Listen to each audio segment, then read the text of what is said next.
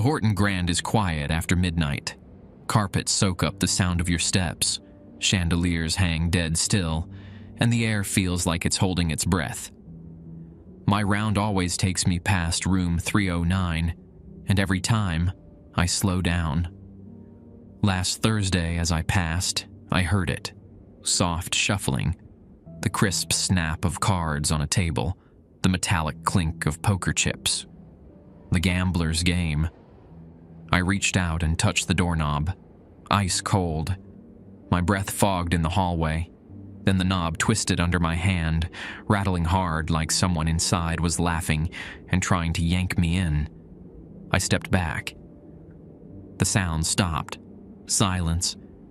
But through the gap under the door, I saw something spill into the hall. Not smoke, not dust.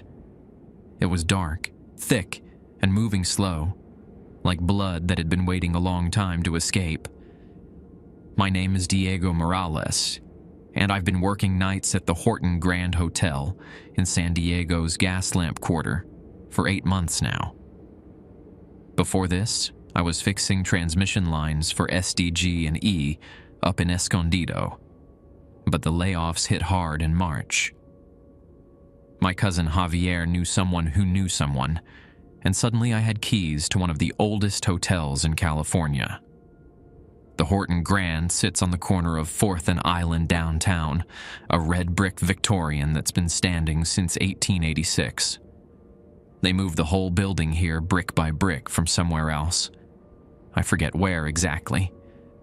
Point is, when you move a building, sometimes you bring more than just the foundation with you. My supervisor, Mrs. Chen. Yeah, I know. Another Chen, but she's actually from Taiwan and makes the best coffee I've ever tasted. Handed me a folded piece of paper on my first night. Security protocols, she said, her accent thick but her English precise. Follow them exactly. No exceptions, no questions. I figured it was standard stuff. Lock the doors, check the fire exits, watch for vagrants trying to sleep in the lobby. San Diego's got plenty of those, especially down here near the trolley stations. But when I unfolded the paper in the break room, washing down a gas station burrito with lukewarm Tecate, I realized these weren't your typical hotel security guidelines. 7 rules, handwritten in blue ink on hotel stationery. The paper was worn soft, like it had been folded and unfolded many times before me. The first rule seemed simple enough. Never enter room 309 between midnight and 4 a.m. Below it, someone had scrawled in pencil, "Tommy learned the hard way, MC." Tommy. Mrs. Chen mentioned him once. He worked here before me. Quit without notice, she said. Left his uniform folded neat on his locker, keys on the front desk, and never came back for his final paycheck. I should have asked more questions that first night. Should have demanded to know who Tommy was, what happened to him, why someone felt the need to write warnings in the margins of official protocols. But I needed this job. Rent in Chula Vista doesn't pay itself, and my daughter Sophia starts kindergarten next year. Sometimes you take what you can get and hope the strange parts make sense later. They never do. The night I found the rules, I was sitting in the security office on the 3rd floor, listening to the old radiator cough and wheeze like my grandfather used to before the emphysema took him. The desk lamp cast a yellow circle over the paper, and I read each rule twice, trying to make sense of them. Rule 1. Never enter room 309 between midnight and 4 a.m. The guest doesn't like interruptions during his game. Rule 2. If you hear piano music from the grand ballroom after 2 a.m., do not investigate. Lock the ballroom doors and continue your rounds. Rule 3. The elevator will sometimes stop on floors that don't exist. If the door is open to anything other than hotel hallways, press the button for the lobby immediately. Rule 4. Room service calls after midnight should be ignored. No one is staying in those rooms. Rule 5. If a woman in a white dress asks for directions to the train station, tell her it's been demolished. She will thank you and leave. Rule 6. The guest registry from 1892 is kept in the office safe. Never read the names aloud. Rule 7. During your 3 a.m. break, eat something. The hotel feeds on hunger. I set the paper down and rubbed my eyes. Mrs. Chen had to be testing me, seeing if I'd actually follow some ridiculous hazing ritual for new employees. Maybe this was how they got rid of people who couldn't handle the weird hours or the creaky buildings settling around them. But then I remembered the penciled note about Tommy and the certainty in Mrs. Chen's voice when she told me to follow the rules exactly. The walkie-talkie crackled. "Diego, this is front desk. You there?" I pressed the button. "Yeah, I'm here. What's up, Miguel?" Miguel worked the night audit shift, handling late check-ins and dealing with drunk tourists who locked themselves out of their rooms. Good guy. Had 3 kids and coached Little League in National City on weekends. "Got a weird call," Miguel said. "Someone asking about room service to 418. But we don't have a 4th floor." I looked at the rules again. Room service calls after midnight should be ignored. No one is staying in those rooms. "Did you check the system?" "Yeah, man. Room 418 doesn't exist. I mean, the building only goes to 3 floors. You know that?" I knew that. I'd walked every hallway my first week, memorizing the layout. Rooms 101 to 127 on the first floor, 201-238 on the second, 301-314 on the third. No 4th floor. No room 418. Probably some drunk tourist got confused about which hotel they're staying at, I said. Happens all the time. "Yeah, probably." Miguel sounded relieved. "Hey, you want me to bring you some coffee? I just made a fresh pot." "Sure, black, no sugar." While I waited for Miguel, I walked to the window and looked down at 4th Avenue. A few cars drifted past, heading toward the freeway or maybe the airport. The Keating building across the street stood dark, except for a single office light on the 7th floor. Someone else working late, probably an accountant or lawyer burning through paperwork. San Diego at night always felt different than during the day. Quieter. More honest, somehow. During the day, the Gaslamp Quarter bustled with convention crowds and tourists taking pictures of the Victorian architecture. But after midnight, you could feel the weight of history in these old buildings. All the people who'd lived and worked and died here over the past century and a half. Miguel knocked on the office door and handed me a steaming mug with the hotel logo on it.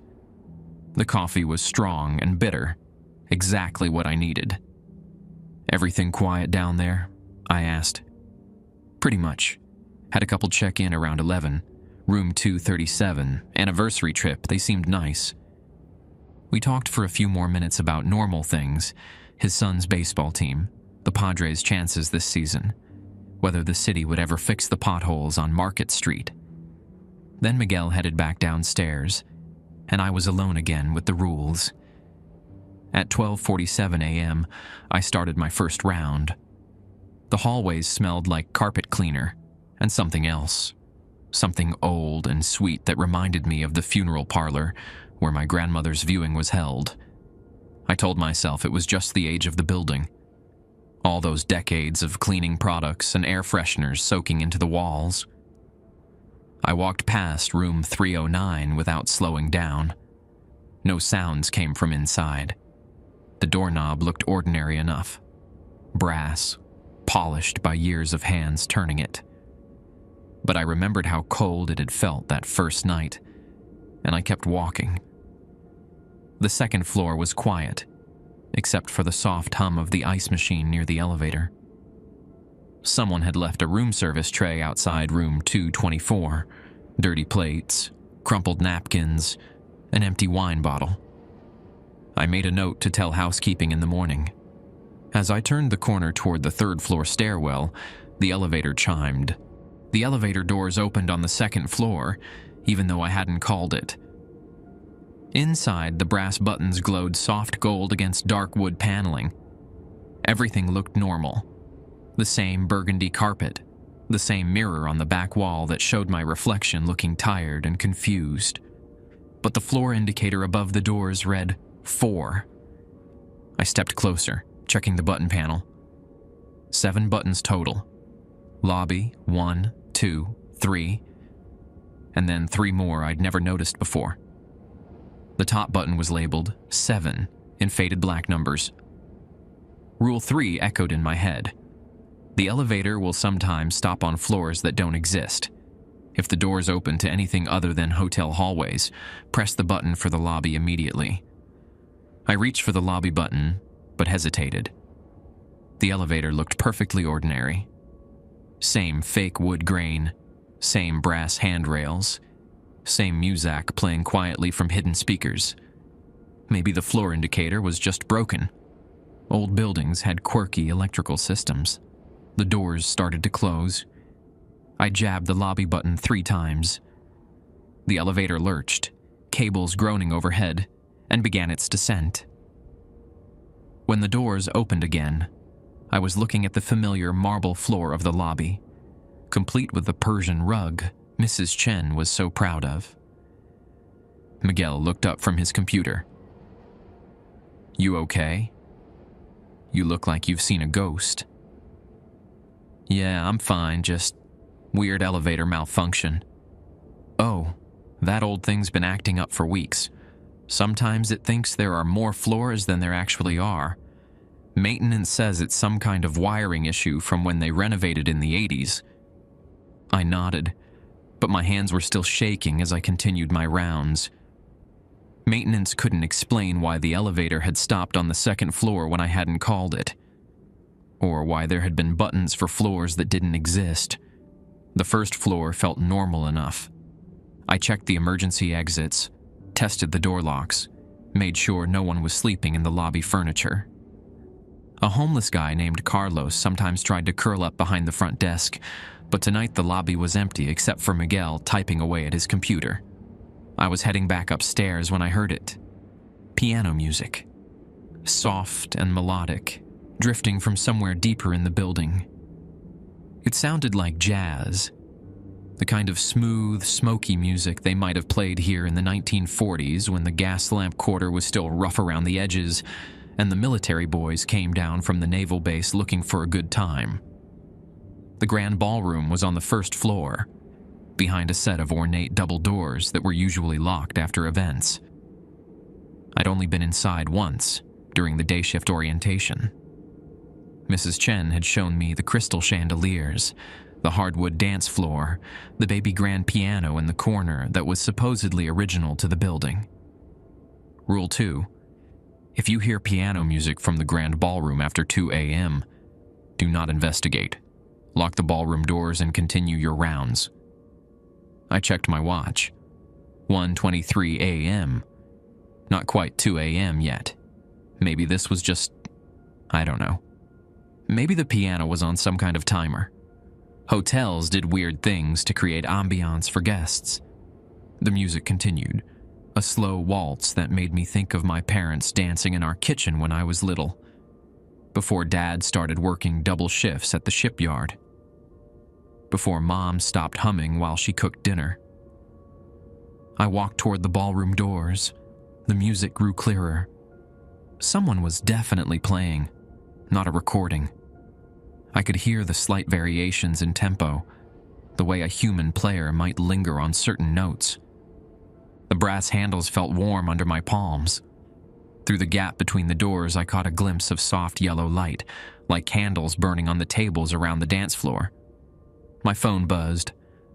Text message from an unknown number. Don't. I stared at the screen. Just one word. Don't. Another message. Tommy didn't listen either. I backed away from the doors, my heart hammering so hard I could feel it in my throat. The piano music stopped abruptly, cutting off mid-phrase like someone had slammed the lid down on the keys. The ballroom fell silent. I fumbled for my keys and locked both doors, my hand so unsteady it took 3 tries to get the key in the second lock. Then I walked quickly back to the lobby, not quite running but close. "Miguel," I called. "Did you send me a text just now?" He looked up, confused. "No, man, I don't even have your number. Why?" I showed him the messages. The screen showed our conversation from earlier in the evening. Nothing about Tommy, nothing about not investigating. Just Miguel asking if I wanted coffee and me saying yes. "Weird," Miguel said. "Phone probably glitched. These old buildings play hell with cell reception." But I knew what I'd seen. 2 messages, clear as day. Someone warning me not to go into the ballroom. Someone who knew about Tommy. I spent the rest of my shift in the security office, watching the monitors and trying to convince myself that everything had logical explanations. The elevator malfunction, the piano music, the disappearing text messages. Old buildings were full of quirks, electrical problems, acoustic anomalies. At 4:15 a.m., Mrs. Chen arrived for the morning shift change. She found me drinking my 4th cup of coffee and staring at the rules. "How was your night, Diego?" "Quiet," I lied. "Mostly." She studied my face with those sharp eyes of hers. "Did you follow the protocols?" "Yes, ma'am." "All of them?" I thought about the ballroom doors, locked tight behind their brass keys. "Yes, ma'am." She nodded approvingly. "Good." Tommy had trouble with that. Always wanted to investigate things that were better left alone. "What happened to Tommy?" Mrs. Chen was quiet for a long moment, organizing papers on the desk with precise movements. Tommy stopped following the rules. One night, he decided he knew better than the people who came before him. And we found his uniform folded neatly in the ballroom the next morning. His keys were on the piano bench. But Tommy... She shrugged. Tommy was gone. I stared at her. Gone how? Did he quit? Did something happen to him? That depends on how you define something happening, doesn't it? Mrs. Chen picked up her purse and headed for the door. The rules exist for a reason, Diego. They're not suggestions. They're not guidelines. They're the difference between going home to your daughter in the morning and becoming another name someone writes in the margins. She paused at the doorway. "Get some sleep. You look tired." After she left, I sat alone in the office for another 20 minutes, watching the sun creep over the downtown skyline. The building felt different in daylight. Smaller, more ordinary. Just an old hotel with creaky floors and temperamental elevators. But I couldn't shake the image of Tommy's uniform folded neatly on the piano bench, waiting for someone who would never come back to claim it. 3 nights passed before the hotel tested me again. I'd started bringing a thermos of coffee from home instead of drinking Miguel's burnt offerings, and I'd memorized every creak and groan in the building. The radiator in 237 clicked at 1:17 a.m. every night. The ice machine on the 2nd floor cycled on at 2:33 a.m. The building had its rhythms, and I was learning to read them like a heartbeat. But Thursday night felt different from the moment I walked through the employee entrance. The air tasted metallic, like pennies left in your mouth too long. Even Miguel seemed on edge, tapping his pen against the front desk and glancing toward the elevators every few minutes. "Busy night?" I asked during our shift handover. "Not really. Just..." He gestured vaguely at the lobby. "Something feels off, you know? Like when the barometric pressure drops before a storm." I knew exactly what he meant. The hotel felt wound tight, holding its breath. At 11:45 p.m., I was reviewing the security footage from the previous week when the phone rang. Not my cell phone, the old rotary phone on the security desk that I'd never heard ring before. I picked up the receiver. Security. "Room service to 418, please." The voice was crisp, professional, female. 2 club sandwiches and a bottle of champagne. Rule 4. Room service calls after midnight should be ignored. No one is staying in those rooms. "I'm sorry, but there's no room 418 in this hotel," I said. "Of course there is. 4th floor, corner suite. Mrs. Patterson is expecting her order by midnight." I looked at the clock. 11:47 p.m. "Ma'am, this building only has 3 floors. There is no 4th floor." Silence stretched across the line. Then, very quietly, "Check again." The line went dead.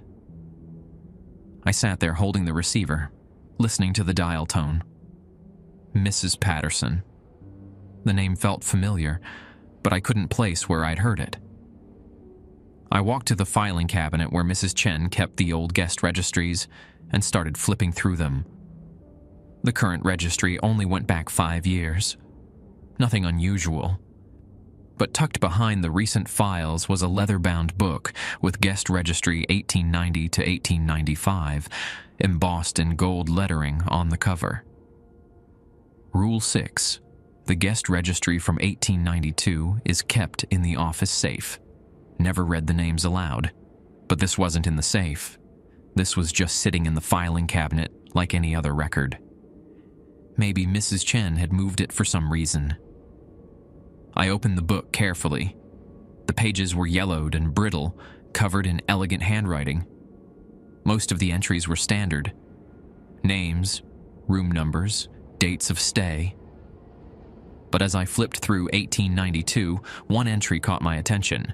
Mrs. Eleanor Patterson, room 418, March 15th, 1892. Below it, someone had written in different ink, "Extended stay. Payment arrangements made with management." And below that, in pencil, "Still here, still waiting." My hands started shaking. I closed the book and shoved it back into the filing cabinet. But the damage was done.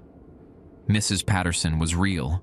She'd stayed in room 418 in 1892, and somehow, she was still trying to order room service. The phone rang again. I stared at it for 3 rings before picking up. Security. "My sandwiches are late." Same voice, but colder now. "Mrs. Patterson doesn't like to be kept waiting." "Ma'am, I explained. Room 418, 4th floor. Bring the champagne in a bucket with ice." This time I hung up. At exactly midnight, I started my rounds. The hallways felt different tonight, longer somehow, as if the building had stretched itself while I wasn't looking. The elevator stood open, waiting. Inside, the button panel showed all 7 floors, glowing softly in the dim light. I took the stairs. The 2nd floor seemed normal enough until I reached the far end of the hallway. There, where the wall should have ended, was another staircase leading up. The steps were the same burgundy carpet as the rest of the hotel, the banister the same polished wood. But I'd never seen these stairs before. A brass plaque on the wall read, "4th floor, executive suites." I backed away slowly. The stairs weren't supposed to exist. According to every blueprint, every floor plan, every piece of documentation I'd seen, the building stopped at the 3rd floor. But there they were, solid as the rest of the hotel. My walkie-talkie crackled. "Diego, you there?" "Yeah, Miguel. What's up?" "Got another call for room service. Same lady. She's getting pretty angry." "Did you tell her?" "Yeah, I told her we don't have a 4th floor." She laughed. Said to check the elevator. I looked back at the staircase. It was still there. Miguel, I need you to do me a favor. Look up Mrs. Eleanor Patterson in the computer system. Hold on. I heard typing. Nothing current. You want me to check the old files? No, don't.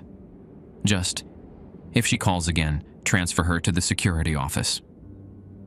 I continued my rounds, avoiding the mysterious staircase and the elevator entirely. The third floor felt normal except for room 309, where I could hear the faint shuffle of cards being dealt.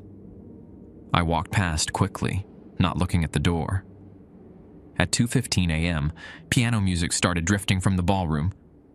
This time I didn't hesitate. I walked straight to the double doors and checked the locks. Secure. The music continued, a waltz that seemed to echo with memories of couples spinning across a crowded dance floor. I could almost hear the rustle of silk dresses and the clink of champagne glasses. But I kept walking. In the lobby, Miguel was reading a paperback novel and didn't look up when I passed. The normalcy of it, him sitting there under the desk lamp, turning pages and sipping coffee, felt surreal after everything else. At 2:47 a.m., the elevator chimed. I was in the security office when it happened, reviewing the night's incident log. The sound echoed through the building like a church bell, deeper and more resonant than usual. I looked at the monitors, but the elevator camera showed an empty car with all buttons dark. The chiming continued. 7 times, like it was calling floors that existed somewhere else. Then silence, at 3 a.m. exactly. My stomach growled so loudly it startled me.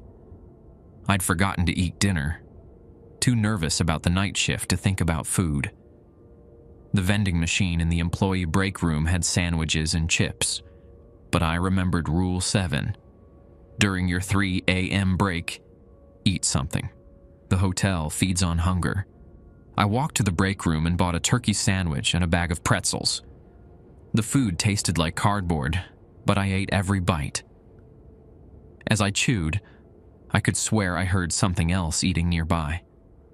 The wet sounds of teeth tearing through meat. The satisfied hum of appetite being satisfied.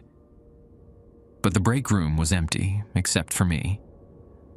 When I finished eating, the oppressive atmosphere that had been building all night seemed to ease slightly. The hotel settled around me like a cat, curling up for a nap. Whatever had been testing me, waiting for me to make a mistake, seemed satisfied that I'd followed the rules. For now. At 4 a.m., I walked past room 3091, final time. The gambling sounds had stopped, replaced by the soft creak of footsteps across old floorboards. Someone was pacing back and forth, like they were working out a problem that had no solution. I didn't slow down. When Mrs. Chen arrived for the morning shift, she found me sitting in the security office with the old guest registry open on the desk. "I see you found Mrs. Patterson," she said calmly. "She called tonight. Wanted room service to 418. Mrs. Chen nodded. "She calls every few weeks. Always the same order."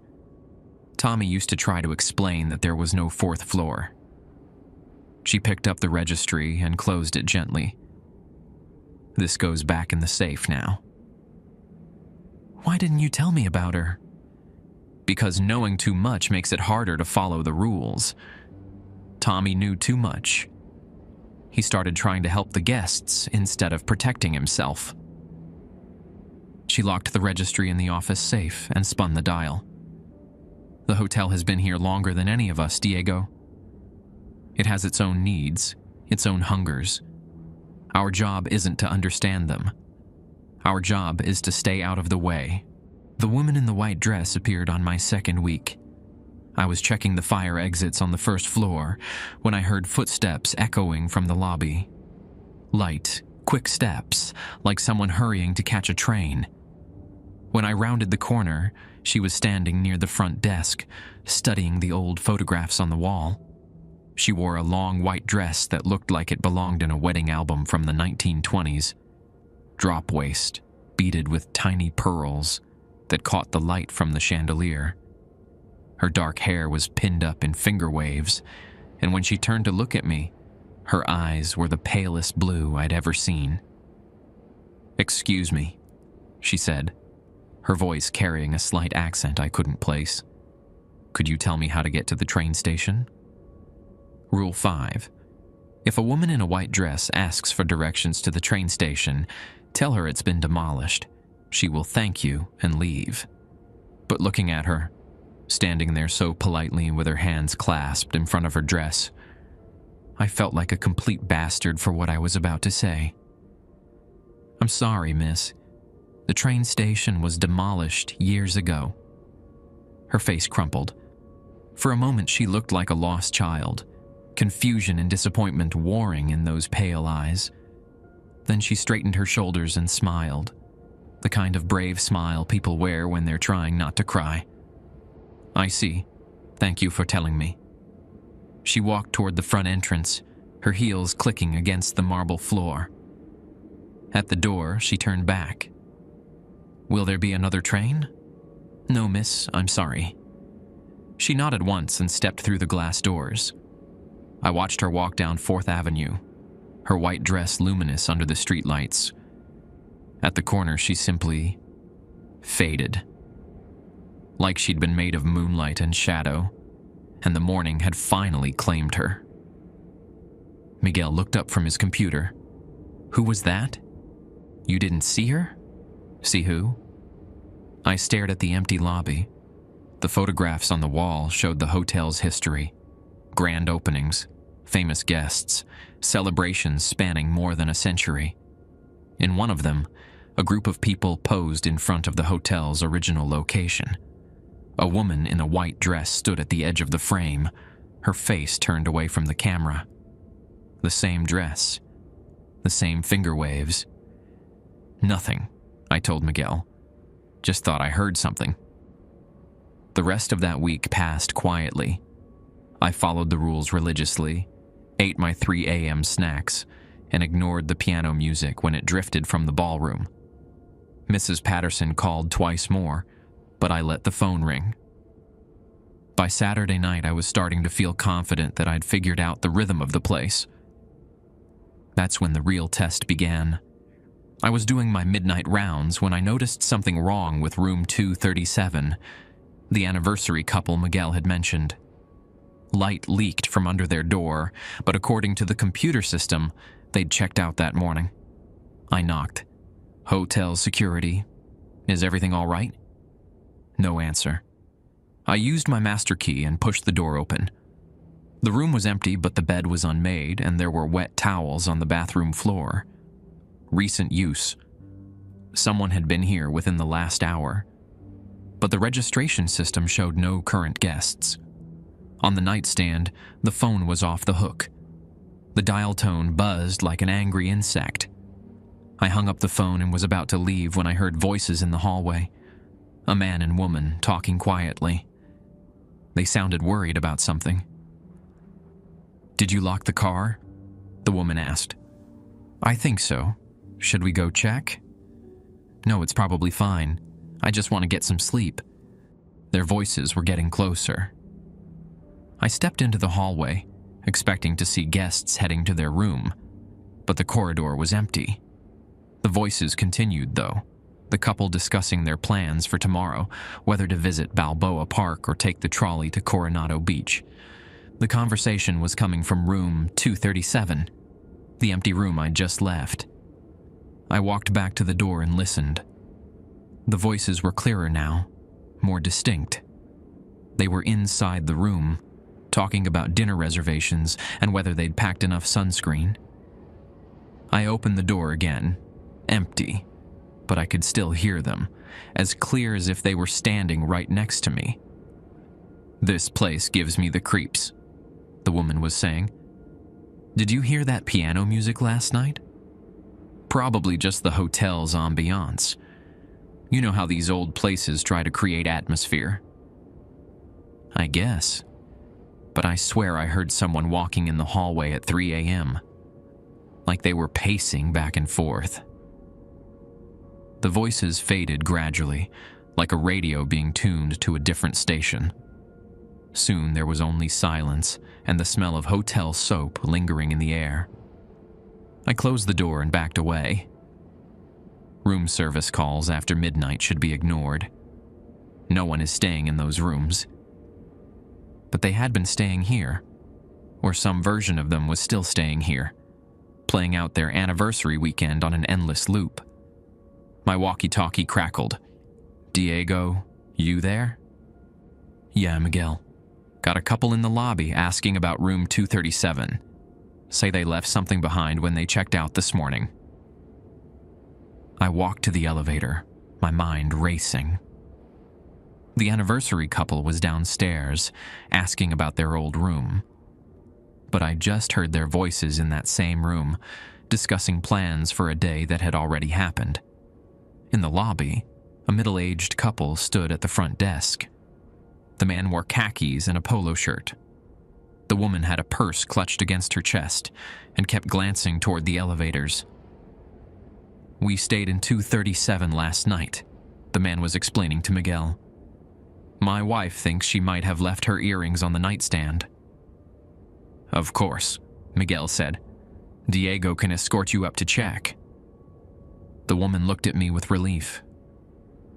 "Thank you so much. They were my grandmother's. I'd be heartbroken if we lost them." We rode the elevator to the second floor in silence.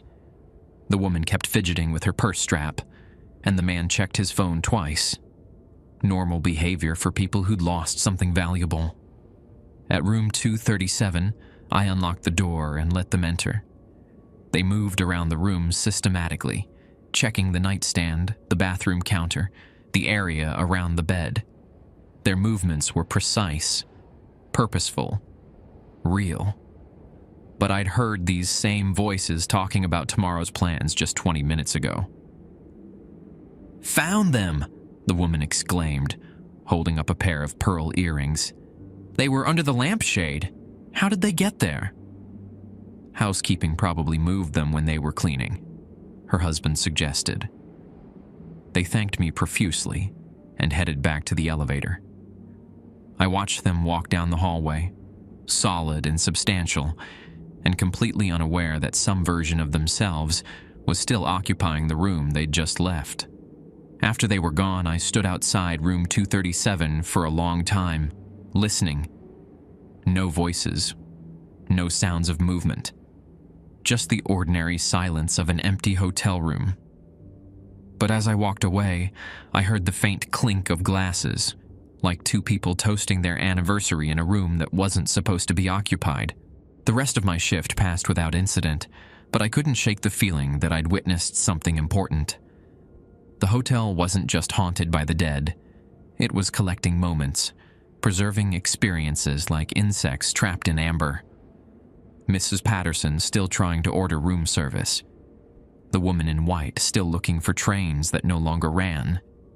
The anniversary couple still celebrating a night that had already ended. And somewhere in the building, Tommy's uniform was still folded neatly on the piano bench, waiting for someone who would never come back to claim it. When Mrs. Chen arrived in the morning, I was sitting in the security office with a cup of cold coffee and a notebook full of questions I didn't know how to ask. "You look thoughtful," she observed.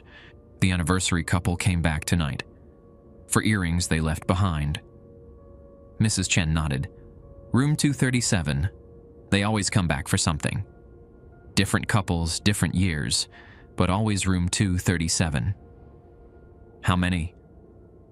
"I've worked here 15 years. I've seen dozens, maybe hundreds." She hung up her coat and started organizing the morning paperwork. "Time works differently in old buildings, Diego. Sometimes the past and present get tangled up together. Like a loop? Like an echo that never quite fades away. The night everything went wrong started like any other. I'd been working at the Horton Grand for 3 weeks, and the routine had become second nature. Check the locks, avoid room 309, ignore the phone calls, eat something at 3 a.m. Simple rules for staying alive in a building that existed in multiple time periods simultaneously. But that Tuesday night, Exhaustion was eating at me like acid. Sophia had been sick with a fever, and I'd spent the day taking her to urgent care instead of sleeping. The doctor said it was just a virus, but watching my 5-year-old daughter burn up with fever while I couldn't afford to miss work was tearing me apart. By midnight, I was running on coffee in desperation. My eyes felt gritty, and my hands shook when I tried to write in the security log. Maybe that's why I didn't notice the changes right away. The elevator arrived when I called it, but the ride to the second floor took longer than usual. The numbers above the door flickered between 2 and 4, like the building couldn't decide which floor existed at any given moment. When the doors finally opened, I stepped into a hallway that stretched further than it should have.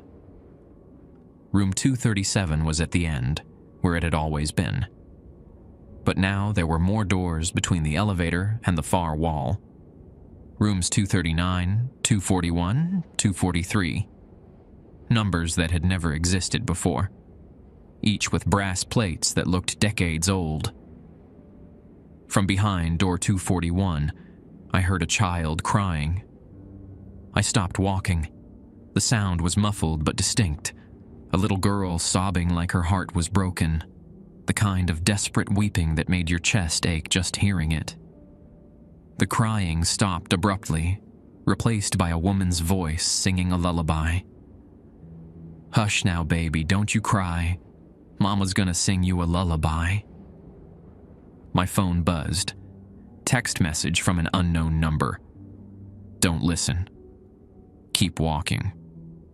I looked around the empty hallway. No one there to send the message. But I kept walking, forcing myself to focus on the familiar routine. Check the fire exits. Test the emergency lighting. Don't get distracted by sounds that weren't supposed to exist. At room 309, I heard something new. Not just the shuffle of cards and clink of poker chips, but voices. Men laughing and arguing over bets. Glasses clinking against a wooden table. The scratch of matches being struck to light cigars. "Raise you 50, someone said in a gravelly voice that carried through the door like smoke. "You're 50 and 50 more," another voice replied. "Got to know when to hold 'em." A third voice, younger and more nervous. "I fold. This game's rigged anyway." "Ain't rigged, boy. Just ain't your lucky night." The laughter that followed was harsh and cold. I hurried past, but not before I heard the younger voice again, shaky with fear. "I want to leave. I've lost enough." "Nobody leaves till the game's finished, boy. You know the rules." My walkie-talkie crackled. "Diego, everything okay up there?" Miguel's voice sounded distant, distorted by static. I pressed the button to respond, but only feedback squealed from the speaker. "Miguel, can you hear me?" More static. Then faintly, "Can't. Third floor. Something wrong with..." The transmission cut out entirely. I was on my own. At 1:30 a.m., piano music started drifting from the ballroom. But tonight, it wasn't the smooth jazz I'd grown accustomed to. This was honky-tonk, loud and raucous, accompanied by stomping feet and clapping hands. Someone was throwing a party down there, and it sounded like the kind of celebration that could turn violent with one wrong word. I walked to the ballroom doors and checked the locks. Secure. But through the keyhole, I could see flashes of movement. People dancing, bottles being passed around, women in flapper dresses spinning under crystal chandeliers. The sound leaked through the doors like water seeping through cracks. Laughter and music and the pop of champagne corks. A party that had been going on for decades, frozen in amber like everything else in this place. I backed away from the doors and continued my rounds, but the building felt different tonight, alive in a way that made my skin crawl. The wallpaper seemed to pulse with the rhythm of distant music.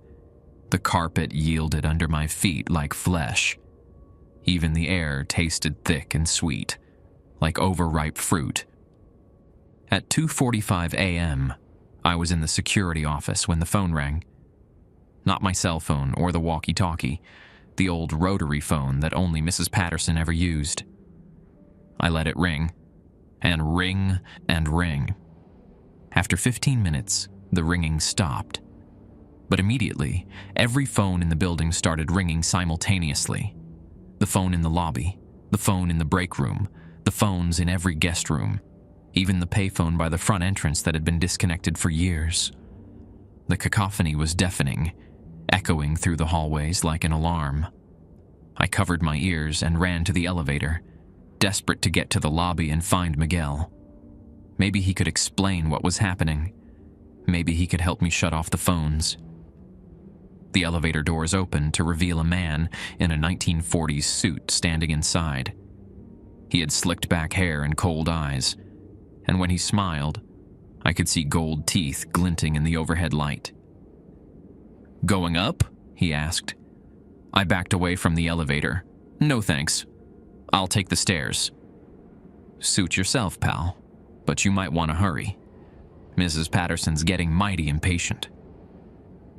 The doors closed with a soft chime, and the elevator began rising. The indicator showed it passing floors that didn't exist. 4, 5, 6, 7, before disappearing into the upper reaches of a building that was only supposed to have 3 floors. I took the stairs to the lobby, my feet pounding against the carpet. But when I reached the ground floor, Miguel wasn't at the front desk. The chair was empty, the computer screen dark. A note lay on the keyboard in handwriting I didn't recognize. "Gone to help room 418. Be back soon. -M." The phones were still ringing, but softer now, like they were running out of energy. I walked around the lobby, checking for any sign of where Miguel had gone. His coffee cup was still warm. His book lay open to a page he'd been reading, but Miguel himself had vanished. At exactly 3 a.m., everything stopped. The phones fell silent. The piano music cut off mid-song. Even the normal sounds of the building, the hum of air conditioning, the tick of the grandfather clock in the corner, died away completely. In the absolute silence, I heard footsteps on the stairs. Slow, measured steps, like someone carrying something heavy. The footsteps reached the second floor and paused. Then they continued to the third floor and stopped outside room 309. A key turned in a lock. A door opened and closed. Then silence again. My stomach growled, reminding me of Rule 7. During your 3 a.m. break, eat something. The hotel feeds on hunger. But I was afraid to leave the lobby. Afraid of what I might find in the break room or what might find me while I was gone. The vending machine hummed quietly in the corner, its fluorescent light the only illumination in the darkened lobby. I bought a bag of chips and a candy bar, forcing myself to eat even though everything tasted like cardboard. As I chewed, I could hear something else eating nearby, wet, hungry sounds that seemed to come from the walls themselves. The hotel was feeding. At 3:15 a.m., Miguel's voice crackled over the walkie-talkie. "Diego, you there?" "Miguel, where the hell are you?" "I'm in the..." "Wait, that's weird. I'm in the lobby." "Where are you?" I looked around the empty lobby. No Miguel. No sign that anyone had been here except me. "Miguel, I'm in the lobby too. I don't see you." "That's impossible. I'm sitting right at the front desk." I walked to the front desk and looked at the chair. Empty. But now I could hear typing, the soft tap, tap, tap of fingers on a keyboard. The sounds seemed to come from everywhere and nowhere. "Miguel, describe what you see." "Normal lobby." "You're not here, though." There's a guy in a security uniform doing rounds, but it's not you. Older guy. Name tag says Tommy. Miguel, get out of there. Right now. Leave the building. What? Why? Everything's fine here. Tommy's just... The transmission cut to static. I tried calling Miguel's cell phone, but it went straight to voicemail. His voice sounded normal, cheerful. Hey, you've reached Miguel. Leave a message, and I'll get back to you. But Miguel was somewhere else now. Somewhere the hotel had taken him, just like it had taken Tommy. The rest of my shift crawled by in terrifying slow motion. I stayed in the security office, watching the monitors and praying for dawn. On the cameras, I could see shadows moving through the hallways, shapes that might have been people, or might have been something else entirely. At 4 a.m., I walked past room 3091, final time. The door was slightly ajar, and warm light spilled into the hallway. I could hear voices inside, but they were different now. 3 men instead of the usual group. Your deal, Tommy, someone said. Yeah, Tommy, show us what you got. And then a voice I recognized from the employee training videos Mrs. Chen had shown me. I don't know how to play poker. Don't worry, son. You got all the time in the world to learn. The laughter that followed echoed down the hallway, like the sound of breaking glass. When Mrs. Chen arrived at 6 a.m., she found me sitting in the lobby with my resignation letter already written. Bad night? She asked. Miguel's gone. She nodded sadly. Miguel lasted longer than most. 3 months. He was good at following rules. She picked up the note he'd left on the front desk, but he tried to help Mrs. Patterson, just like Tommy did. How many others? Doesn't matter. The hotel needs what it needs. Our job is to make sure it doesn't need us. I handed her my resignation. I can't do this anymore. Mrs. Chen read the letter and handed it back. Sleep on it, Diego. You have a daughter to think about. Jobs like this don't come around often, especially for people with your background. She was right, and we both knew it. Sophia needed health insurance. Rent wasn't going to pay itself. And despite everything, I'd survived 3 weeks by following the rules. But as I drove home through the morning traffic, I couldn't stop thinking about Miguel's voice on the radio. Cheerful and normal, talking to someone who looked like me but wasn't me. The hotel was collecting people now, adding them to its permanent collection. Like the gambling voices in room 309 and Mrs. Patterson's eternal room service calls. And I was next. I came back the next night. Mrs. Chen was right about the job market. 3 weeks of searching turned up nothing but retail positions that paid half what I made at the hotel, with no benefits and schedules that changed weekly. Sophia needed consistent health care, and my savings account had the depth of a puddle. But I wasn't going back as the same person who'd written that resignation letter. I spent the day at the San Diego Public Library downtown, researching everything I could find about the Horton Grand Hotel. Newspaper archives, historical records, even old police reports that had been digitized. What I discovered made me understand why Mrs. Chen kept those rules locked in the safe. The hotel had burned down in 1906. Not damaged, completely destroyed. The original building on Market Street was reduced to ash and twisted metal after a gas explosion in the basement killed 12 people. Among the dead, Mrs. Eleanor Patterson, who'd been staying in the top-floor suite. The fire started during a private poker game in what was then room 9. 3 men died at the table, cards still in their hands. But here's the thing that made my hands shake as I read. The current Horton Grand was rebuilt using materials salvaged from other demolished buildings around San Diego. Bricks from the old train station. Wood from demolished houses. windows and fixtures from buildings that had their own dark histories. They hadn't just moved a building.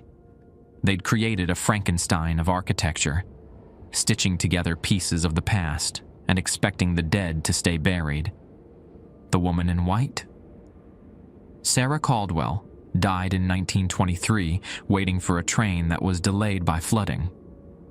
She'd been heading to Los Angeles for her wedding, but the storm washed out the tracks near Del Mar. They found her body 3 days later at the station, still wearing her wedding dress.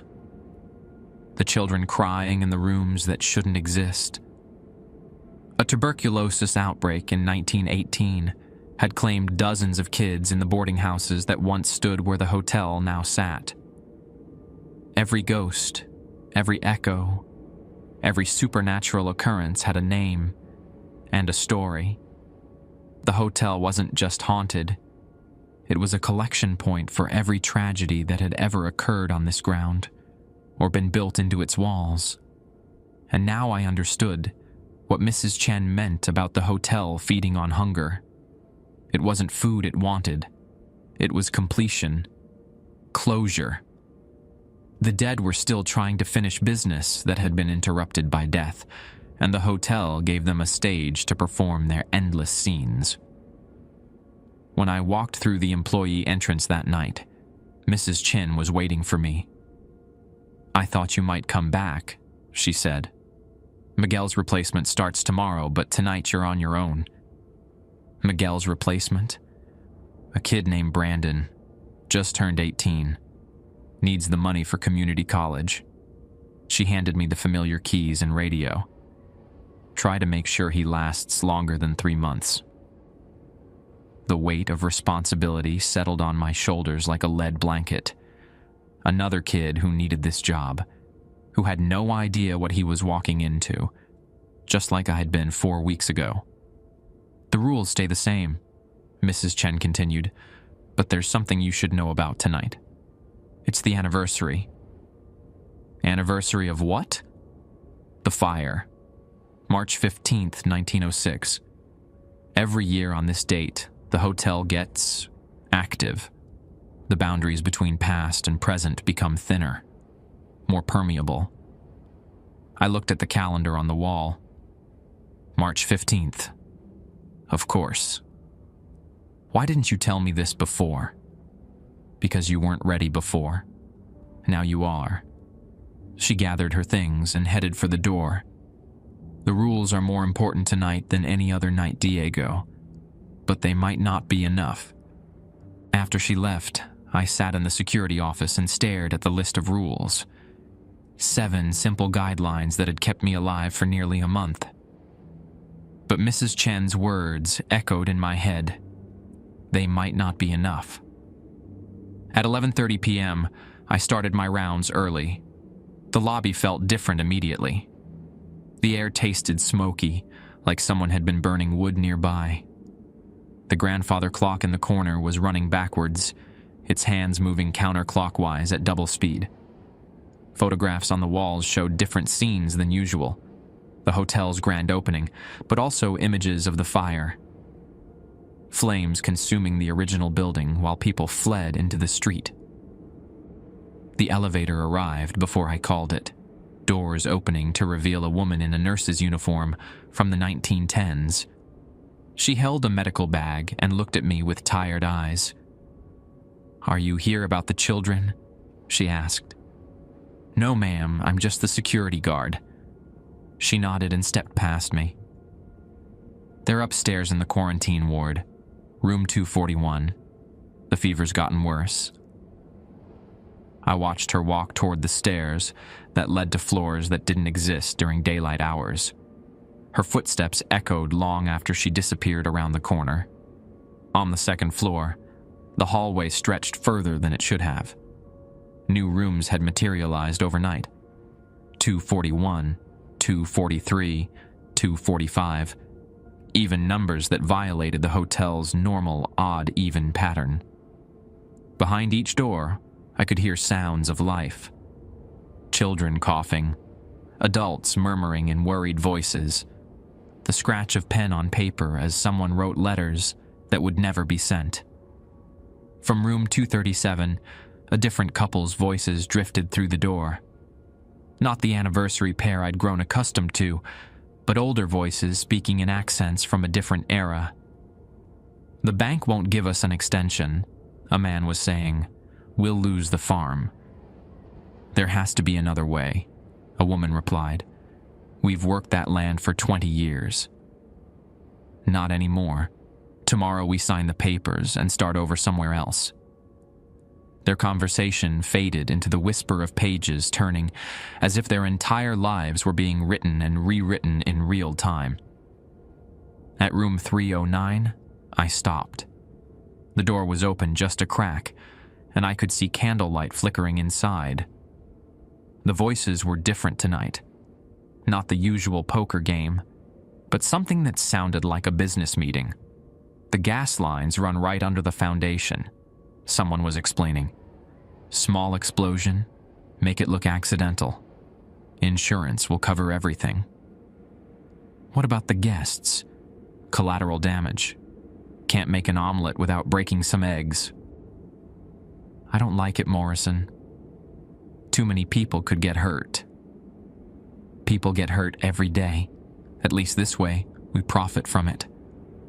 I backed away from the door, my heart hammering. These weren't just random ghosts playing cards. This was the conversation that had led to the fire. The planning session for the explosion that killed 12 people and destroyed the original hotel. My walkie-talkie crackled with static, then cleared.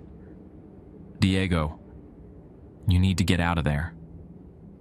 "Miguel, it's not safe tonight. The anniversary changes things. The past bleeds through." "Where are you, Miguel?" I'm not sure. Somewhere between then and now.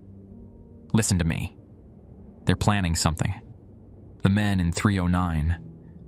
They think if they burn it down again, they can break free." The transmission dissolved into static and screams, as if Miguel was being pulled away from the radio mid-sentence. I ran for the stairs, but the building seemed to shift around me. Hallways led to rooms I'd never seen before. The walls showed scorch marks and water damage from a fire that had happened over a century ago. The smell of smoke grew stronger with each step. In the lobby, the front desk was manned by a young man in a vest and bow tie, frantically scribbling in a leather-bound ledger. "Excuse me," he said without looking up. "Are you here about the rooms? We're completely booked tonight, but I might have something opening up soon." "I'm security," I told him. "Security?" He looked up with confusion. "We don't have security. Mr. Morrison handles any disturbances personally." Behind him, the wall showed photographs of the hotel's opening night in 1886. But in the images, flames were already licking at the corners of the frame. At 12:30 a.m., every light in the building went out. Emergency lighting kicked in, bathing everything in hellish red. But in that crimson glow, I could see people who hadn't been there moments before. Guests in period clothing wandered the lobby, unaware that they were dead. A woman in a traveling dress sat in the corner chair, reading a newspaper dated March 15th, 1906. The poker game in room 309 was getting louder. I could hear chairs scraping against the floor, voices raised in argument. Someone slammed a fist on the table, and glass shattered. "You cheating bastard," a voice shouted. "I saw you palm that ace. Prove it, Morrison. I'll prove it with this." A gunshot echoed through the building, then another. Screams followed, and the smell of gunpowder mixed with the growing scent of smoke. The fire had started. I ran to the security office and grabbed the phone to call 911, but the line was dead. My cell phone showed no signal. Even the radio crackled with nothing but static and the distant sound of flames consuming wood. In the hallways, sprinkler systems that hadn't existed in 1906 began spraying water.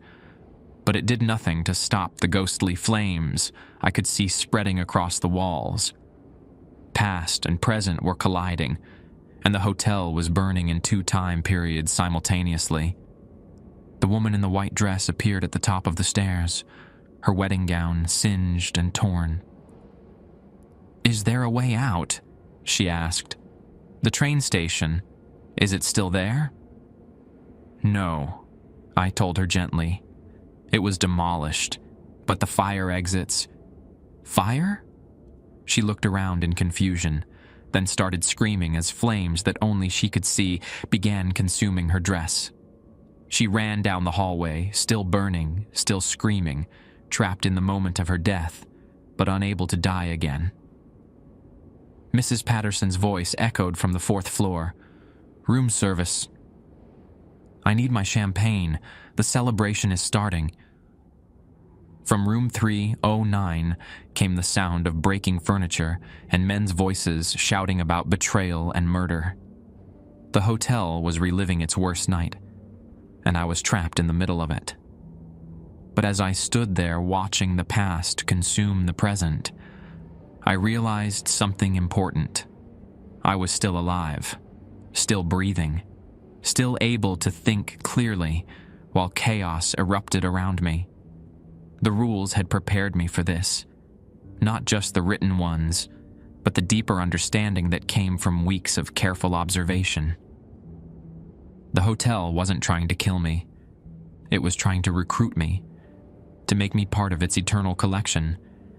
And I still had a choice. I had to make a choice, run or fight.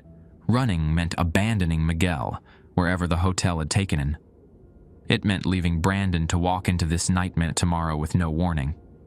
It meant the cycle would continue. Another security guard would vanish. Another name would be whispered in the margins of those rules. Fighting meant breaking the most fundamental rule of all. Don't interfere with the hotel's business. But as I watched the woman in white burn again and again in an endless loop of terror, I decided some rules were meant to be broken. I grabbed the fire extinguisher from the security office and ran toward the stairs.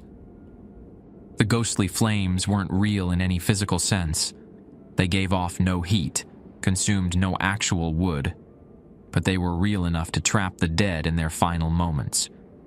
Maybe disrupting the scene would break the cycle. On the 2nd floor, the hallway stretched impossibly long. Doors I'd never seen before lined both walls, each one leaking sounds of suffering from 1906. Behind one door, children cried for parents who would never come. Behind another, a man screamed as he burned to death in his sleep. But I focused on room 309. That's where it started. The poker game, the accusation of cheating, the gunshots that led to the fire. If I could disrupt the source, maybe I could save everyone, including Miguel. The door to 309 stood open, revealing a scene from over a century ago. 4 men sat around a table covered in green felt, playing cards by candlelight. Their clothes were expensive but outdated. Wool suits and pocket watches that belonged to San Diego's business elite of 1906. The man they called Morrison sat with his back to me, dealing cards with steady hands. Across from him, a younger man nervously adjusted his tie. The other 2 players looked bored, like they'd been through this same game 1,000 times. "Your bet, Peterson," Morrison said. I fold. The nervous young man, Peterson, threw his cards down. This whole thing makes me sick. Growing a conscience, are we? Morrison's voice carried the weight of absolute authority. Bit late for that, don't you think? 12 people, Morrison. 12 innocent people. 12 people who'll die anyway, just slower and poorer. We're doing them a favor. I stepped into the room. The temperature dropped 20 degrees, and my breath came out in visible puffs. The men continued their game as if I wasn't there, locked in their eternal argument about murder and money. But in the corner, slumped in a chair I hadn't noticed before, sat a figure in a modern security uniform. Miguel. His eyes were open but vacant, staring at nothing. Cards were scattered around his feet, as if he'd been dealt into the game and lost everything. "Miguel!" I rushed to his side and shook his shoulder. His skin felt cold as marble. His eyes focused slowly, like someone waking from a deep sleep. "Diego? How did you... You shouldn't be here. I'm getting you out." "Can't leave." Miguel's voice was hollow, distant. "Game's not finished. Never finishes." At the table, Morrison turned to look at us for the first time. His face was a ruin of old burns, flesh melted and reformed into something barely human. When he smiled, I could see that his teeth had been replaced with poker chips. "Ah, our new player has arrived," Morrison said. "Miguel's been keeping your seat warm." "I'm not playing." "Everyone plays eventually." Tommy learned that. Miguel learned that. The house always wins because the house never lets you leave. I pulled Miguel to his feet, but he was dead weight in my arms. Whatever the hotel had done to him, it had drained away his will to resist. "The rules," Miguel whispered. "Follow the rules and you'll be safe." "The rules are a trap," I told him. "They keep us afraid and compliant while the hotel picks us off one by one." Morrison laughed, a sound like breaking glass. "Smart boy. But intelligence without action is just another form of cowardice." He stood up from the table, and I could see that his lower body had merged with the chair.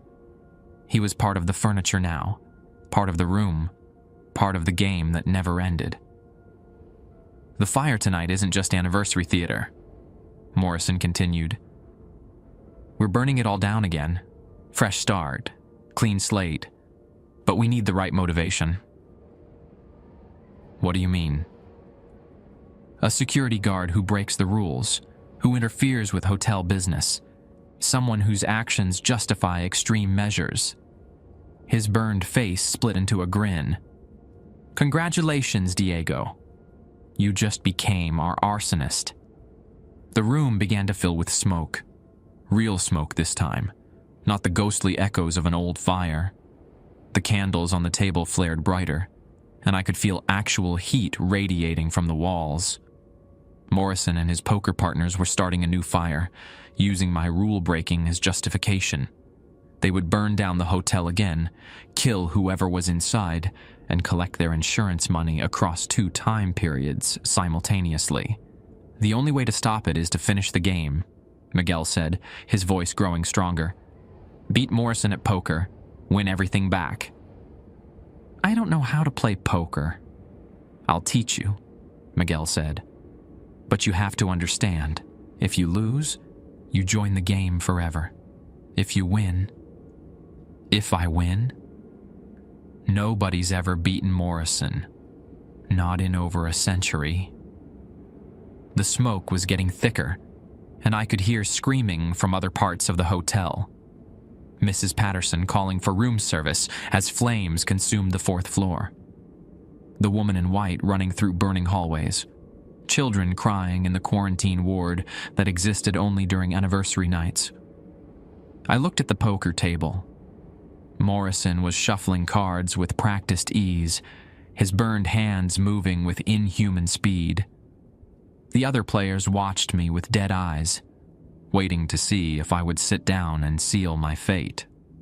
"What about the rules?" I asked. "During your 3 a.m. break, eat something. The hotel feeds on hunger." Miguel blinked, some clarity returning to his eyes. "It's not about food. It's about need. Desire. The hotel feeds on what people want most." "And what do I want most?" "To protect your daughter. To provide for your family. To be a good man in a world that makes it hard to survive." I understood then. The hotel had been feeding on my desperation since the first night. My need for this job, my fear of losing it, my willingness to follow arbitrary rules rather than risk unemployment. It had been farming my anxiety for weeks, growing fat on my worry about Sophia's future. But hunger worked both ways. "Deal me in," I told Morrison. The burned man smiled and began dealing cards. 5 to each player, just like the old poker games I'd watched my grandfather play when I was a kid. But these cards felt wrong in my hands. Too warm, too smooth, like they'd been made from something that had once been alive. "What are we playing for?" I asked. "Everything," Morrison said. "Your freedom, Miguel's freedom, the hotel's future. Winner takes all." I looked at my cards. 3 sevens and 2 kings. A full house. In any normal game, it would be a winning hand. But this wasn't a normal game. The smoke continued to build, and I could hear sirens in the distance. The San Diego Fire Department, responding to a call about the Horton Grand Hotel. But they were responding to the wrong fire, the one from 1906, not the one burning now. "Your bet," Morrison said. I looked around the room, at Miguel, still trapped in his chair, at the cards scattered on the floor, at the flames beginning to lick at the edges of the doorframe. Then I did something Morrison wasn't expecting. I threw my cards face down on the table and stood up. "I fold." Morrison's smile faltered. "You can't fold. The game is rigged. It always has been. You win because you've convinced everyone they have to play by your rules." I grabbed Miguel's arm and pulled him toward the door. "But I'm changing the rules. You can't leave. The fire dash is only real if I believe it's real. Just like this room. Just like this game. Just like you." I walked through the flames, which felt no warmer than stage lights. Miguel stumbled beside me, but his strength was returning with each step away from the poker table. Behind us, Morrison screamed in rage and frustration. The sound followed us down the hallway, bouncing off walls that were already beginning to fade back to their normal proportions. By the time we reached the lobby, the emergency lighting had returned to normal. The ghostly guests were gone. The smoke had cleared. The hotel was just a hotel again. Miguel collapsed into a chair, gasping like he'd been underwater for hours. "How did you know?" Mrs. Chen told me the first night. The hotel feeds on hunger. But I was feeding it the wrong thing. Fear instead of confidence. Desperation instead of choice. I looked around the quiet lobby, thinking about Brandon arriving for his first shift tomorrow. Thinking about Mrs. Chen, who'd been managing this place for 15 years, keeping the balance between the living and the dead. The rules aren't meant to protect us from the hotel, I realized. They're meant to protect the hotel from us. I still work at the Horton Grand Hotel. Mrs. Chan offered me the day shift supervisor position the morning after the anniversary. Better pay, normal hours, and the authority to train new security guards properly. Miguel transferred to days too, though he refuses to talk about what happened in room 309. Some experiences change you in ways that words can't capture. Brandon started the following week. 18 years old, nervous as hell, and desperate for tuition money. I handed him the list of rules on his first night, but I also gave him something Mrs. Chen had never provided: context. These aren't arbitrary, I explained, watching him read through the 7 guidelines. They're boundaries, agreements between the living and the dead. The hotel has residents you'll never see on any guest registry, and they've been here longer than any of us. So the rules are to protect us from them? No, the rules are to protect them from us. From our curiosity, our need to fix things, our assumption that the dead want help moving on. I pointed to Rule 5. That woman in white has been looking for the train station for over a century. She doesn't want directions to the freeway. She wants what she's always wanted, even if it's impossible. Brandon nodded, but I could see the skepticism in his eyes. He'd learn. They always did. The hotel operates differently now. Not because the rules changed, but because my understanding of them did. Mrs. Patterson still calls for room service. I answer the phone and take her order politely, then file it with the other requests we'll never fulfill. She's not hungry for food. She's hungry for the normalcy of her final night, when she was alive and wealthy, and someone cared enough to bring her champagne. The poker game in room 309 continues, but Morrison's influence has weakened since the anniversary. Sometimes I hear laughter from inside instead of arguments. Tommy's voice joins the others occasionally, though he sounds happier now, less desperate. The woman in white appears every few weeks, asking for directions to the demolished train station. It was torn down, I tell her gently, and she thanks me and fades away. She's not lost. She's remembering. Each time she asks, she gets to experience that moment when she still believed she'd make it to her wedding. The anniversary couple from room 237 checks in regularly, celebrating their relationship in an endless loop of happiness. They always find the earrings. They always toast their love. They always plan tomorrow's adventures with the excitement of people who have infinite tomorrows ahead of them. The hotel isn't malevolent. It's a repository for unfinished moments, a place where the dead can complete scenes that death interrupted. They don't want to move on. They want to stay exactly where they are, playing out their final acts forever. Our job isn't to help them or hinder them. It's to maintain the boundaries that let them exist without threatening the living. During the day, the Horton Grand is just another historic hotel in San Diego's Gaslamp Quarter. Tourists take photos of the Victorian architecture. Business travelers complain about the Wi-Fi. Wedding parties pose in the ballroom where spectral musicians sometimes play. But at night, it becomes something else. A theater where the dead perform their final scenes for an audience of one, whoever draws the security shift. Sophia starts first grade next month. Her health insurance is excellent, and I've been saving money for her college fund. She draws pictures of Daddy's work sometimes. Stick figures in a tall building, surrounded by friendly ghosts who wave from windows. Kids see things, adults miss. Maybe that's why she's never afraid when I tell her bedtime stories about the hotel's residents. Do they like living there, Daddy? I think they do, sweetheart. I think they're exactly where they want to be. And I believe that's true. Some people find peace in moving forward.